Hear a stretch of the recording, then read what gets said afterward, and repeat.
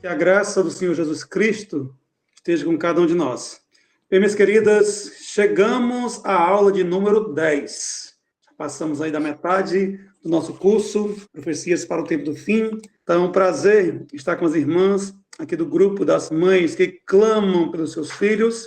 E aqui estamos num momento importante, um momento de estudo da Palavra de Deus. E para nós iniciarmos o estudo de hoje, gente, eu te convido, onde você está, que neste momento nós possamos buscar ao Senhor em oração. E vamos falar com o nosso bom Criador.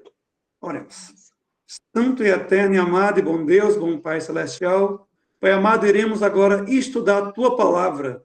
Para isso, ó Senhor, precisamos do auxílio do Espírito Santo. Por isso, nos ilumina através do Santo Espírito. Visita neste momento cada família aqui apresentada, que o Teu Santo Espírito possa, assim, habitar em cada lar, em cada coração, para que cada pessoa venha a entender que só existe um caminho para chegar à salvação, e esse caminho tem que passar por Jesus Cristo. Nos abençoa, que nós possamos tomar uma decisão todos os dias de colocar Jesus como prioridade em nossas vidas. Nos abençoa, que eu te peço e agradeço, em nome de Jesus. Amém. Bem, minhas queridas, o tema de hoje será a besta que emerge do mar. Chegamos ao capítulo 13. E no capítulo 13 de Apocalipse, na minha Bíblia, em negrito, está a besta que emerge do mar. Então, vamos ler o versículo 1, que diz assim: Vi emergir do mar uma besta que tinha 10 chifres e 7 cabeças, e sobre os chifres 10 diademas, e sobre as cabeças nomes de blasfêmias. Vamos ficar, por enquanto, aqui somente com o versículo 1. Aqui falou a respeito de uma besta, a respeito de chifres, e tudo isso aqui é simbolismo, para representar aqui um grande poder. Nós aprendemos, gente, em aulas passadas, que besta ou animal, em profecia, principalmente quando nós estudamos o livro de Daniel, no capítulo 7, ali nos fala que, quando falamos sobre besta ou animal, representava um reino ou um grande poder. Foi assim que nós estudamos. E aqui fala sobre o mar. Essa besta, ela emerge, ela vem do mar. E o mar aqui significa povos, significa multidões. Segundo Apocalipse 17, é interpretado desta maneira, como povos, como multidões. Então, gente, agora imaginem, um poder, um reino que se levanta de uma nação muito populosa. Então, até agora, a profecia nos mostrou isso. Um poder que se levanta de uma nação muito populosa, certo? E aqui nos mostra que tinham 10 chifres. 10 chifres e 7 cabeças. Quando falamos sobre tudo isso, a nossa mente imaginamos um ser. Um ser que praticamente não existe na zoologia, não é isso? Um ser com 10 chifres e 7 cabeças. E fica cada vez mais complexo. Mas vamos trazer aqui para uma interpretação bem simples, uma interpretação assim bem singela. Vamos lá, os 10 chifres representam as 10 tribos bárbaras que invadiram o Império Romano, assim como estudamos lá no livro de Daniel, gente. E nós sabemos que essas 10 tribos, elas invadem o Império Romano e ele causa a sua queda no ano 476 da nossa era atual. Foi isso que aconteceu. E as 7 cabeças? 7 cabeças também são 7 reis, ou 7 montes, ou 7 impérios. É assim que a profecia também de Apocalipse 17 nos traz esse significado das 7 cabeças. Então, se existem 7 cabeças, ou seja, 7 reinos, que reinos foram esses que Apocalipse aqui nos traz? Agora, gente, vamos prestar atenção bem direitinho a respeito desses 7 reinos. Eu fico assim maravilhado com as profecias bíblicas, no qual a corrente de interpretação que nós utilizamos é o historicismo. A história a gente explica bem direitinho. Agora preste bem atenção, vamos lá. 7 cabeças foram 7 reinos que surgiu no passado. Quando nós começamos a imaginar qual o reino mais antigo aqui da Terra, o reino, a nação mais antiga, a nação que se formou e se organizou.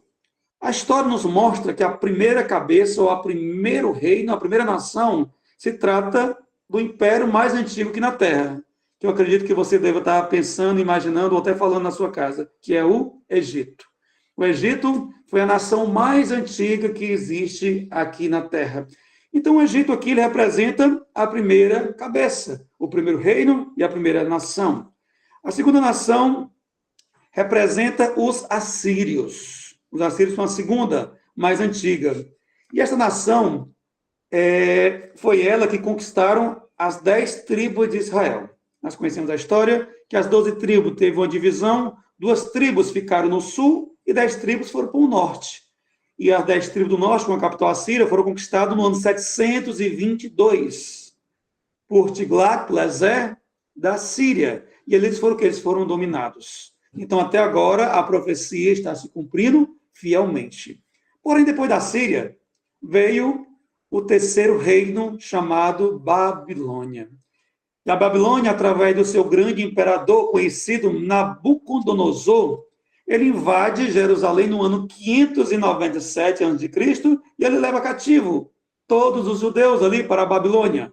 Então, até aqui se cumpriu o terceiro reino. Partindo para o quarto reino, chegamos ao reino dos medos persas. Vocês lembram que através de Ciro, através de Dario, eles invadem a Babilônia e ali a conquistam. Então, no ano 539 aconteceu isso. Já foi também explicado em aulas passadas. E os medos persas foram o quarto reino que surgiu dessa profecia aqui de Apocalipse, gente. Chegando ao quinto reino, o quinto reino foi a Grécia. Aquele reino que conquista os medos persas. E quando esse reino conquista os medos persas, nós tivemos aí um grande guerreiro chamado Alexandre. E Alexandre, ele conseguiu conquistar todos os reinos no período que ele estava ali à frente daquele grande império.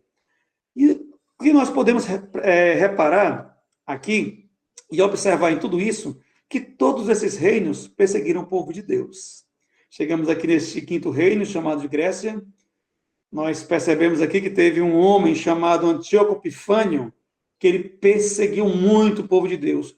Profanou o templo do Senhor. A história nos conta tudo isso. Mas esse reino, ele passa. E chegamos aqui até o sexto reino. É o reino de Roma.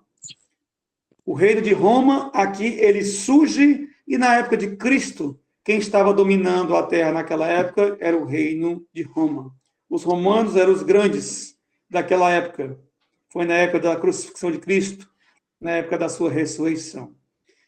E depois que eles invadem ali Jerusalém, no ano 70, destrói o templo, ali eles levam muitos dali que estavam para construir o Coliseu. E depois da construção do Coliseu, os cristãos ali são lançados às feras selvagens. Então, gente, chegamos ao último rei, ao sexto reino. Só que aqui, a Bíblia fala, Apocalipse, que foram 7 reinos. Se Roma foi o último império, o último reino de poder mundial, que depois de Roma, nós não vimos mais nenhum reino dominar mais o mundo. O último foi Roma. Como é que a Bíblia aqui, o Apocalipse, João comenta sobre um sétimo reino? Que sétimo reino era esse que João aqui fala? Gente, o sétimo reino aqui também é Roma. Mas não a Roma que nós conhecemos até agora, a Roma imperial. O sétimo reino se trata de Roma papal. É o sétimo reino que fala a profecia. Esse reino que perseguiu tanto o povo de Deus. Esse reino que na Idade Média passou a perseguir o povo de Deus, passou a perseguir os cristãos, muitos deles lançando em fogueiras, e assim levando eles a morrerem queimados, perseguindo muitos, lançando em cativeiro. Era um poder que dominava em sua época, que até os próprios reis, eles serviam a este poder, porque ele era grandioso. E desses 7 reinos da história, mostra que todos eles perseguiram o povo de Deus. Eles foram inimigos do povo de Deus durante todo o decorrer da história. E quando nós chegamos aqui em Daniel capítulo 7, que nós já estudamos sobre esse período de tempo, ali nós aprendemos a respeito de um chifre pequeno. E esse chifre pequeno de Daniel 7, ele tem as mesmas características dessa besta que emerge do mar. Todas duas se trata de Roma. Todas duas apontam para Roma. E o que nós percebemos, dando continuidade à nossa leitura, gente? Nós estamos em Apocalipse, capítulo 13. Vamos agora para o versículo 2, que diz assim: a besta que vi era semelhante a leopardo, com os pés como de urso e boca como de leão. E deu-lhe o dragão seu poder, o seu trono e grande autoridade. Aqui fala sobre 3 animais: leopardo, urso e leão. Você agora deve estar aí pensando, mas eu já ouvi falar sobre esses 3 animais nos estudos passados. E com certeza, quando nós estudamos sobre o livro de Daniel, no estudo do livro de Daniel, nós relatamos a respeito desses 3 animais. E aqui nós percebemos o leopardo, o leão e o urso. Aqui é revelado, João, ele traz à tona todo o relato de Daniel. Porque, como eu falei para vocês, Apocalipse é um complemento do livro de Daniel, como foi falado. Agora vamos ver aqui. Esses 3 animais. Um representa Roma, outro representa os medos persas e o outro representa a Grécia. Aqui da profecia já foi tirado Babilônia. Então nós temos o que aqui? Nós temos os medos persas, nós temos a Grécia e temos Roma. Então, quando nós estudamos aqui sobre a cultura dessas nações, o que nós percebemos, gente? Vamos lá. Roma, né? Ele herda o quê? Primeiramente, vamos pegar aqui dos períodos da estátua de Nabucodonosor. Vamos pegar aqui os três reinos. Nós aprendemos aqui que a cabeça da estátua era a Babilônia, os peitos da estátua eram os medos persas e o ventre era Grécia. As pernas que era Roma. Agora vamos lá. As pernas que era Roma. O que foi que ela herdou da cabeça? Ela herdou de Babilônia, sabe o que, gente? O orgulho. Vocês lembram que Nabucodonosor, ele apresentou um orgulho tão grande ali diante de Deus, que o Senhor, ele vai destrona Nabucodonosor, ele passa 7 anos como um animal selvagem, debaixo do orvalho, e ali depois de 7 anos, ele retorna ao trono e confessa a Deus como Criador. Então, esse orgulho que os babilônios tinham, principalmente Nabucodonosor, os romanos, eles herdaram. Ou seja, as pernas da estátua, elas herdam esse orgulho da cabeça que é a Babilônia. Quando chegamos aos peitos, que são os medos persas, o que foi que as pernas que é Roma herdaram dos medos persas, gente? Os medos persas, ele tinha como sua cultura o mitraísmo. O que era o mitraísmo? A adoração ao sol. E foi isso que Roma herdou dos medos persas. A adoração ao sol, o mitraísmo. Tanto é que a história nos mostra que o dia de domingo era um dia tirado para todos aqueles que adoravam o mitraísmo, aqueles que adoravam o Deus Sol. E esse dia foi colocado como um dia de adoração, substituído pelo santo dia do Senhor, que era o sábado. Então, Roma, ela herda também essa cultura vindo dos medos persas. Chegamos aqui agora até o ventre, né? Isso da estátua, que são a Grécia. O que Roma herdou da Grécia? Vamos lá. A Grécia, ela é muito conhecida pela sua mitologia. A mitologia grega é muito forte quando fala a respeito dos seus deuses com D minúsculo, não é isso? Os deuses do Olimpo. Por cada cultura ali tinha um deus que representava. Então, Roma também ela passa a herdar os deuses da Grécia, que viram deuses romanos.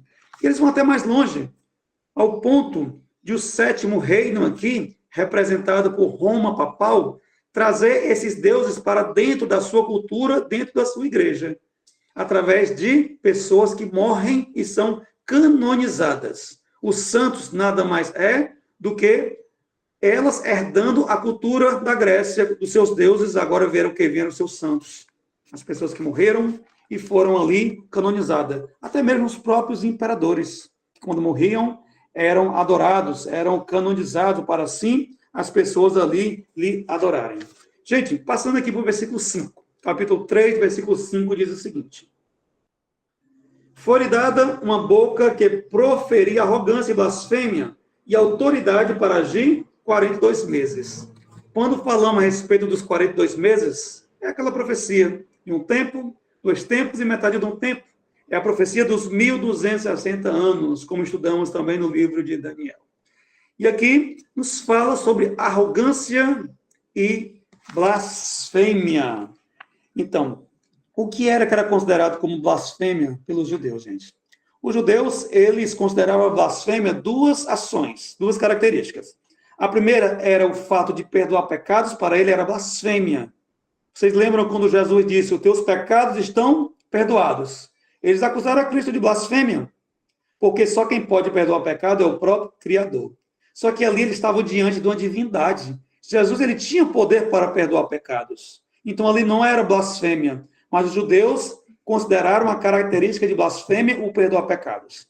O que foi que o Roma Papal fez? Através do sacerdote, através do confessionário, as pessoas chegavam até o confessionário, ali relatavam seus pecados, o sacerdote ali passava uma penitência para o pecador assim fazer, e os seus pecados eram perdoados. O sacerdote ele não tem poder nenhum de perdoar pecados. Então isso aqui é considerado uma blasfêmia, no qual Roma Papal ela fez. E outra também era ser como Deus. Jesus, quando ele fala o seguinte, eu e o Pai somos um. Ali ele foi acusado de blasfêmia pelos fariseus.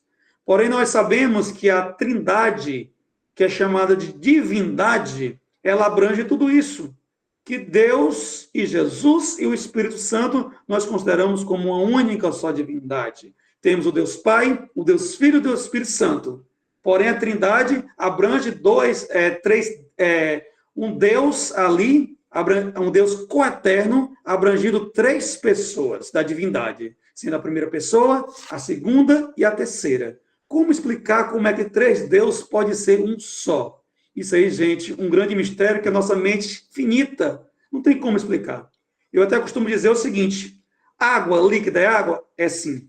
Água sólida é água? É água. Água gasosa é água? É água. Porém, são água em três diferentes funções, certo? Três diferentes manifestações. Assim é a divindade. Nós temos aí um Deus em três pessoas distintas, assim como mostra a Trindade e como nós conhecemos como divindade, tá ok? Então, Jesus, ele é o próprio Deus, então ali não era considerado blasfêmia, porque Jesus é o Criador. Quando ele fala que o Verbo se fez carne e habitou no meio de nós. Então, Jesus é o nosso grande Criador.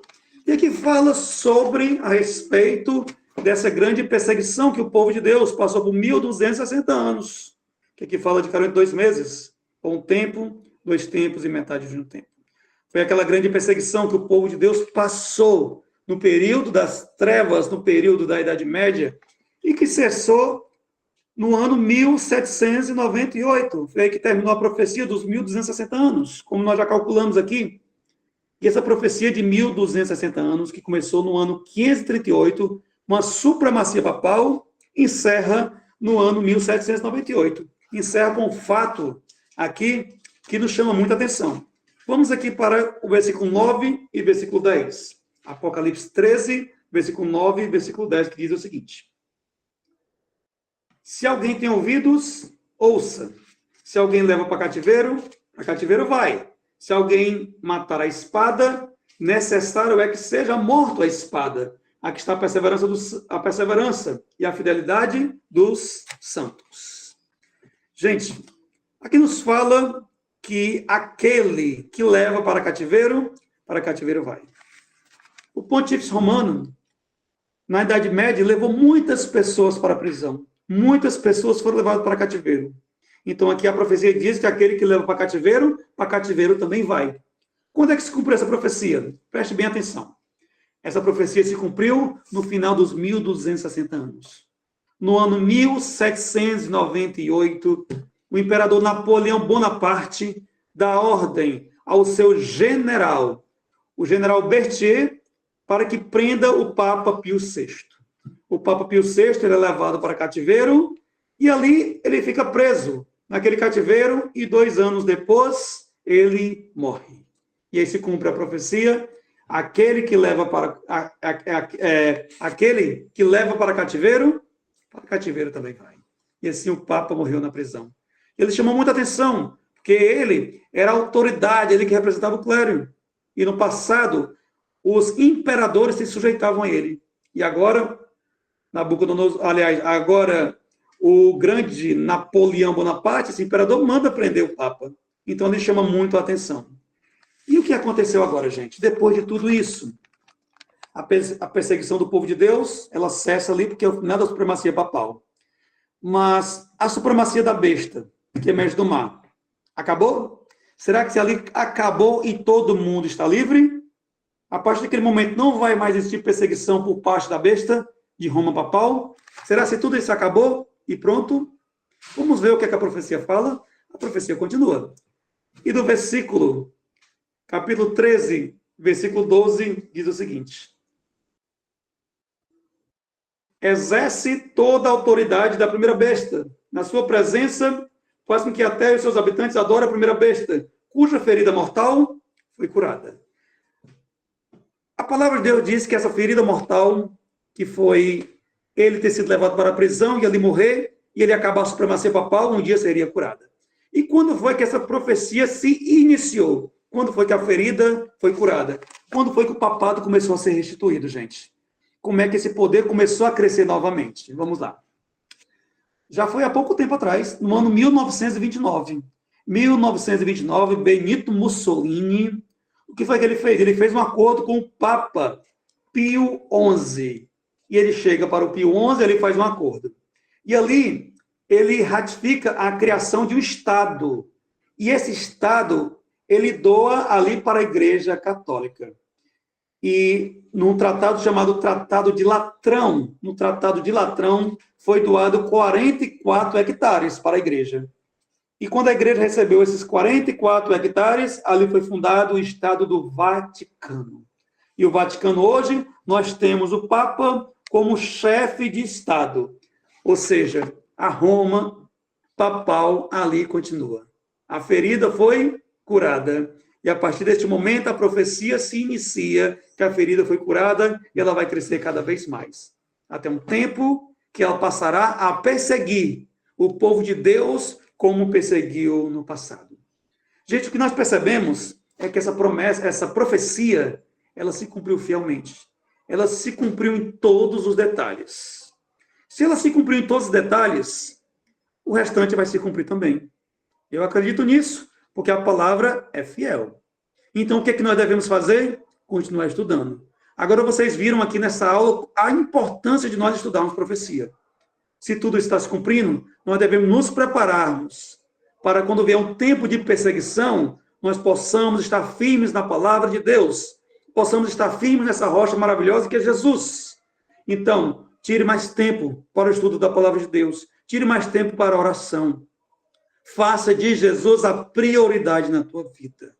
Se nós fizermos tudo isso, no dia que acontecer toda essa perseguição, nós estaremos de pé. Iremos sofrer sim, mas iremos sofrer ao lado de Cristo. E Cristo vai nos erguer, Cristo vai nos fortalecer, para que quando Ele vier nas nuvens dos céus, nós, todos nós que aqui estamos, iremos estar com Ele para sempre. Iremos morar com o Senhor para toda a eternidade. Este é o meu desejo, esta é a minha oração, que todos os dias nós possamos colocar Jesus como prioridade em nossas vidas. Possamos escolher Jesus e assim nos colocarmos diante dele para que ele possa transformar nossas vidas. Que o eterno Deus continue te abençoando ricamente, você e toda a tua família, em nome de Jesus.